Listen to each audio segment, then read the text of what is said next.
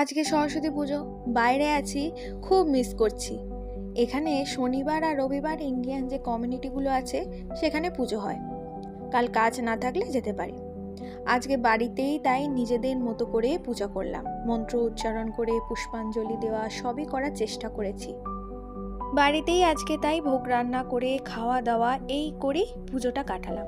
সত্যি স্কুল লাইফটা আজকে খুব মিস করছি। আজকে আমার কিছু বন্ধু বান্ধবী ওখানে গেছিল আমার পুরনো স্কুলে, তো ফটো পাঠিয়েছিল। সেটা দেখার পর আরও মন খারাপ হয়ে যাচ্ছিল। সত্যি জীবনের সেরা লাইফ যদি হয়ে থাকে সেটাই স্কুল লাইফ। তখন ভাবতাম কবে বড় হব, এখন ভাবি কেন বড় হলাম। আমাদের স্কুলের ওই পূজাগুলোই বেস্ট ছিল। কি সুন্দর মায়ের শাড়ি পরা, ঠিকঠাক ক্যারি করতে না পারলেও কিন্তু পুজোয় শাড়ি পরাটা ম্যান্ডেটারি ছিল যেন। এখন কি যে ভালো লাগে ছোট ছোট বাচ্চাগুলোকে শাড়ি পরে দেখলে, ছোটবেলার কথা মনে পড়ে যায়। আর এটা আমাদের ফ্ল্যাটের পুজো। আমাদের এই কমিউনিটিতে বেশ কয়েক বছরই পুজো হচ্ছে।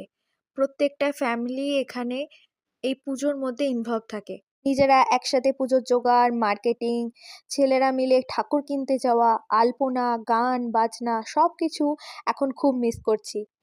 এবার মনে আছে ব্রাহ্মণ পাইনি, দিব্যেন্দুদাকে ধরেছিলাম যে তুমি পুজো করে দেবে। যাই হোক, আজকে আমাদের রান্না হয়েছিল বাঁধাকপির চচ্চড়ি, খিচুড়ি আর চিপস। সরস্বতী পুজোয় এই খাবারের কম্বিনেশনটা একদম সেরা খাবার। শুধু চাটনিটা মিস হয়ে গেছে, কারণ আমার কাছে চাটনি করার মতো কিছু ছিল না। যাই হোক, সবাইকে বসন্ত পঞ্চমীর শুভেচ্ছা।